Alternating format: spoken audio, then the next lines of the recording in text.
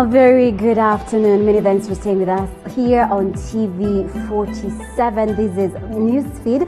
My name is Mombi Chege and our reporters are on standby to give you all the details on all that's happening around you. Remember, you can also speak to us on Twitter at TV47KE, as well as Facebook TV47 Kenya, or SMS 22047. All right, let's begin now. Teachers have been directed to report back to school on Monday, 28 September, to prepare for the preparations to the reopening of schools. Now, Teachers Service Commission CEO Nancy Macharia says that teachers are ready to support children recover the loss. Now, the Ministry of Education, however, says the exact dates for the reopening of schools will be announced after a meeting slated to be held on or before 25th of this month. Education Cabinet Secretary George Magoha says the process of supplying the 1.9 billion shillings desk to schools will be transparent. And in this regard, we have deliberated on this as a committee, and we are therefore now asking our teachers to report back to schools on Monday, the 28th of September, to prepare for the eventual opening of schools. So our teachers can report any day between now and the 28th of September to be in schools and prepare the schools for the eventual opening. We wish to assure the country that our teachers are totally prepared and ready to support our children to recover the lost time and save the academic year that was at risk of being lost. We know our teachers will do this, and we ask all of you to support them. Thank you. Macharia has already mentioned to you that we have agreed. It is not Magoha, son of Magoha. I have no powers.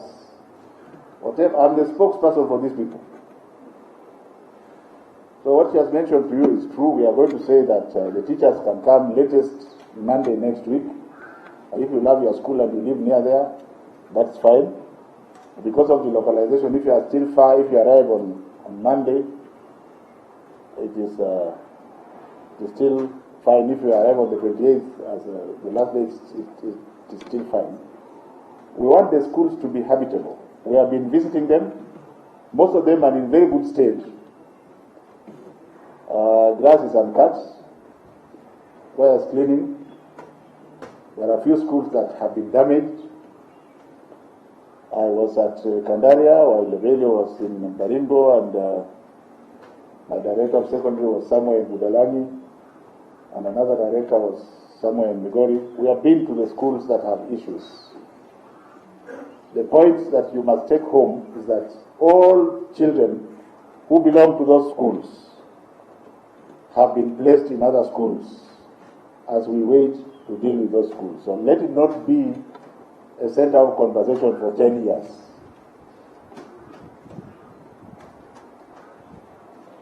Are we together? We have also discussed other relevant issues. The one that I am empowered to tell you today is only one, apart from the teachers, and that those people in universities in the final year who are about to graduate but they can't finish their exams because they have sciences and they must go physically and do their science practicals, can go ahead and do so, bearing in mind the strict COVID protocols.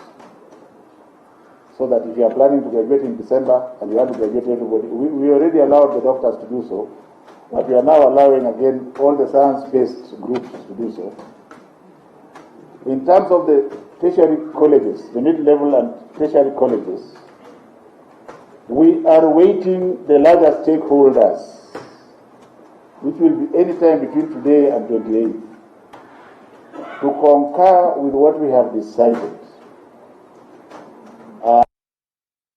And our Education Affairs reporter Andrew Kilemi is following up on that story. We'll have the details, all the details in our subsequent bulletins. Now, Kenya is the second country after Djibouti to accept the crew change challenge. Now, the move is expected to create more opportunities for the youth under the blue economy. Today, yet another crew change is taking place at Liwatoni, Mombasa County. Marian Mwachora is following up on this and now joins us live from Mombasa. Mariam, if you can hear me, what else can you tell us about the event? Well, thank you very much. Well, about the event today, it's about a crew exchange for the fisheries, the Kenya seafarers here in Kenya. And Kenya is the second country, as you have said, after Djibouti in Africa to accept an exchange. You know that after the coronavirus pandemic broke out here in the country, a lot of seafarers were stuck in the waters before they were allowed to come back inland. So today they're doing a crew exchange, and that's just like, taking more seafarers to go for fishing expedites inside the ocean. And there's more about it with me. Here I have Miss Naomi, who's going to tell us more, and I'll get back to you. Karibu sana, madam. Tell us first your name and tell us what is happening today. My name is Naomi Torore. I'm the Managing Director, East Africa Fishing Management. Mm-hmm. We are the manning agents of the vessel Rao Rakti, and today we are at the event of crew change, signing in and signing off of the crew. Mm-hmm. We have Kenyan crew who are going on board, mm-hmm. and also other nationalities. They are preparing themselves to sail for fishing, mm-hmm. in Kenya EEZ and also in international waters. Mm-hmm. Yeah. And we were talking earlier, how many Kenyans are actually going to be on board the Rahorarti for the fishing? We will be having a total of 15 Kenyans who are going to sail, mm-hmm. with the vessel. Mm-hmm. And for anybody out there, they're asking about the blue economy and how people can invest in it. What is the criterion in which you select the seafarers that get on board for the fishing expedites? Okay, first we look at the documentation. The most important is the Seamen's Book. That book is given by Kenya Maritime Authority, mm-hmm. as one of our regulators. Mm-hmm. And how to get the Seamen's Book is simply to enroll in Bandari Maritime. It's a course that takes about 14 days. Mm-hmm. And the qualification is over 18 years and just national ID and somebody who has a medical fitness. Mm-hmm. Yeah. For the youth, the President Uhuru Kenyatta did encourage the blue economy, and Kenya, we're actually at an advantage, being the second country after Djibouti to actually accept crew exchange. What would you say is the advantage of, encouraging the youth in actually embracing the blue economy? The advantage is that the fishing activity does not need so much education, you see, so it cuts across the level of education for the people who are actually jobless, uh-huh. and who maybe they have just finished 844, yeah. and they don't have funds to go to universities, and this is the right place where you can even go fish and get money, save, and continue with your education later.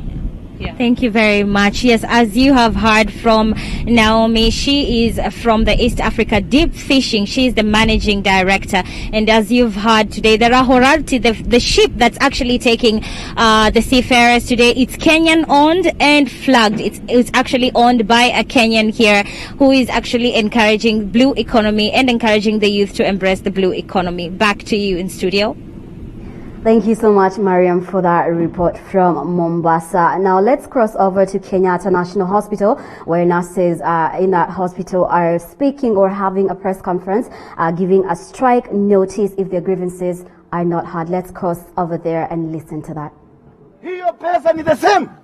There's no difference. So you are being underpaid. You are being underpaid and you are not going to allow. Mutakubali hiyo? Mutakubali hiyo? No.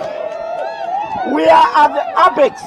Sisi Kenyatta, you are at the apex of healthcare system in Kenya. And due respect must be given to you. Yes. For the work that you do in this country to serve Kenyans. Kwa hivyo SRC, kama mnajua mnaweza kufanya kazi tarehe 28 kuanzia saa 6 usiku na tarehe 1 muingie Kenyatta muanze kazi.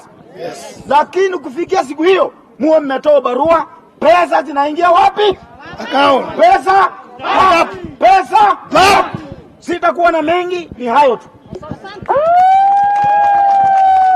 Haya. So now tunaita Secretary General Bwana Albert Njeru Kudhea naye aseme yake. Solidarity forever. Solidarity forever. Solidarity forever. Kama mtu ameshindwa na kazi yake, wacha kuandika barua ndugu yangu. Yes. Sisi tuko kazi. Na kazi tunafanya 2012 tulipewa approval ya 78. Mulikuwa wapi? SRC mulikuwa wapi? Budget ikafanywa na Kenyatta. Budget ikapata kwa Ministry of Health, ikapita hapo. Ikaenda kwa Ministry of Finance, ikapita hapo. Ikaenda Parliament, ikapita hapo. Walikuwa wapi? Ndugu zangu, mulikuwa wapi? SRC. Sasa ni wakati wetu. Tulipwe akie? Tulipwe nini? Ikifika tarehe 28. Sisi hatutaki barua zenu tena. Barua ya kufanya nini? Fanya hivi. Peana ile inaitwa green light. Mara moja. Withdraw the letter and we are ready to work for Kenyatta National Hospital. Otherwise, on 28, to work for Kenyatta National Hospital, both important. Now, a section of locals living near European Cemetery in Eldoret Town have called on the Department of Tourism at the county government of Uasin Gishu to move with speed and secure the area where World War II soldiers were buried. Now, the locals say the cemetery should be transformed into a tourist attraction because of its historical background. They have, however, expressed concerns that the area has been abandoned, giving room for land grabbers to start eyeing it.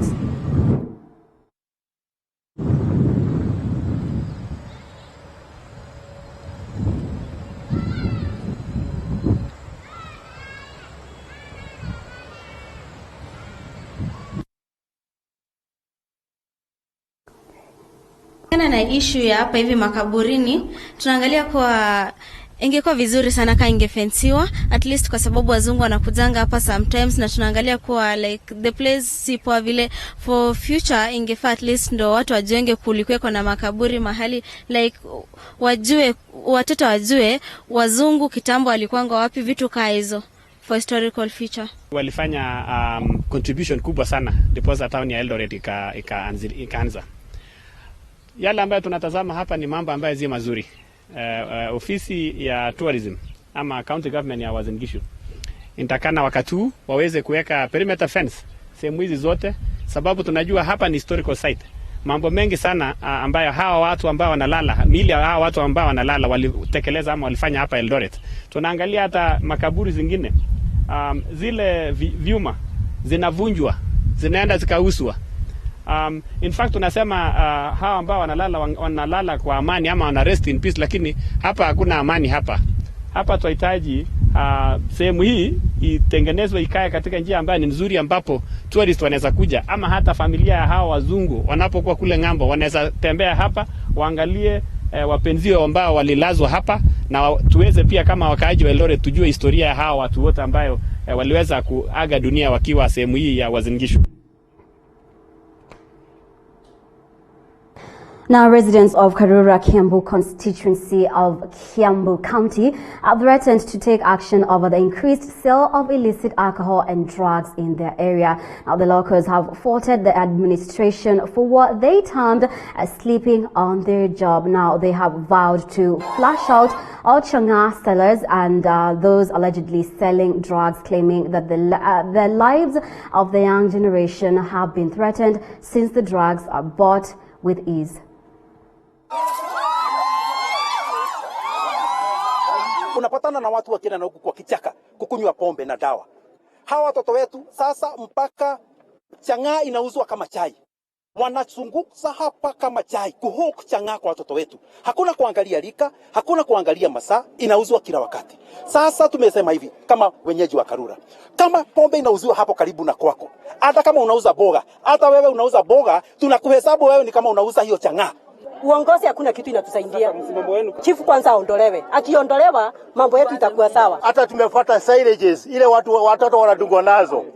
Tumejaribu kuwakemea, tumeshindwa. Tumejaribu kuambia polisi wetu, tumeshindwa, wote wanajua. Tetero wenyewe wanajua kuna pombe. Tumejaribu kuambia hawasikii. Sasa tufanye nini? Ndio tumekuja hapa tuseme enough is enough. And we are giving a warning.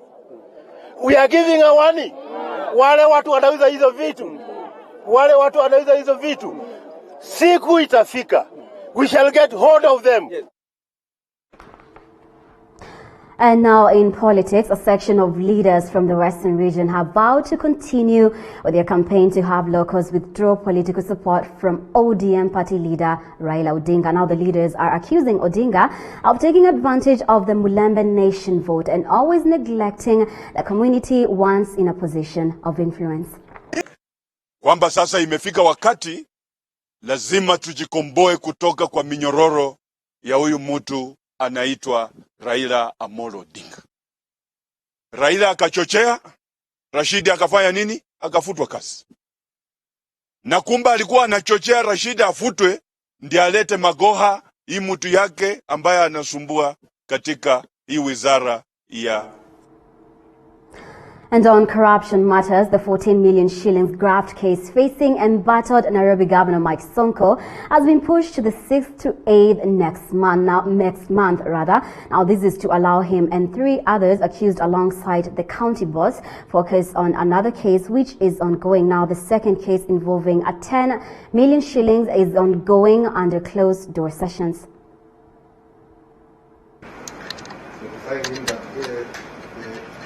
CM in KCC1 of 2020 are directed the KCC1 to proceed today. And for those reasons, we do pray that this matter proceeds for another day.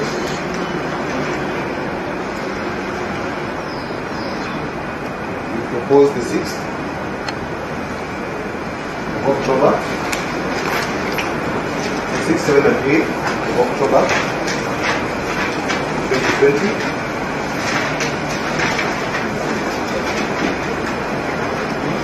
We have dates specifically for those dates, and we also pray that the date for Wednesday, that is 23rd of September 2020, be taken out.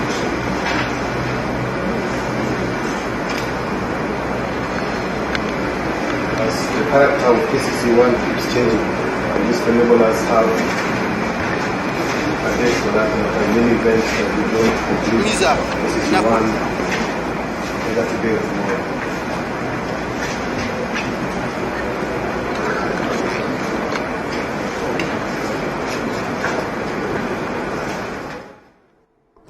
A group of peace activists from the North Rift region have called for the delinking of the Building Bridges initiative from the constitutional amendment process in order to reduce the political temperatures being witnessed in the country. Now, peace activists from the Rural Women Peace Link converged at the Reformed Church of East Africa in Eldoret to assess the strides made in peace-building initiatives for the last 1 year as Kenya joins the rest of the world to mark International Peace Day celebrations. Top on the agenda were recent inflammatory remarks by politicians from different political parties.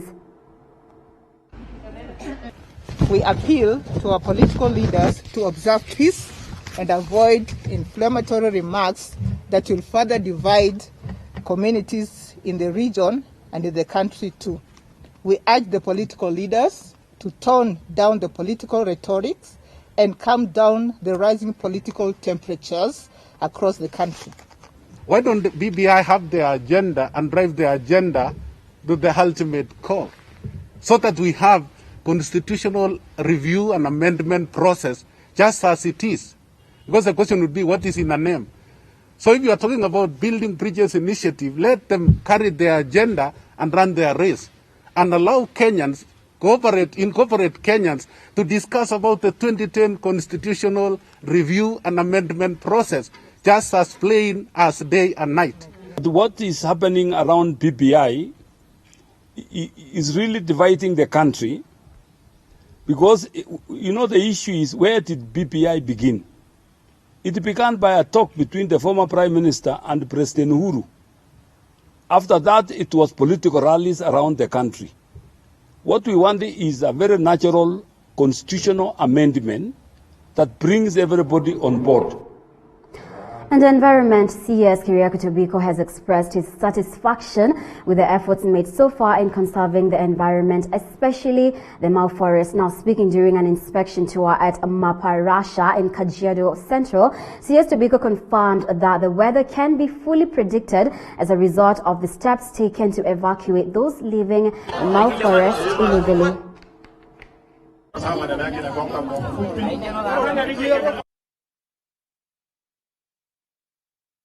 Tutoe watu Mau, mvua imekuwa ikinyesha mpaka wa sasa.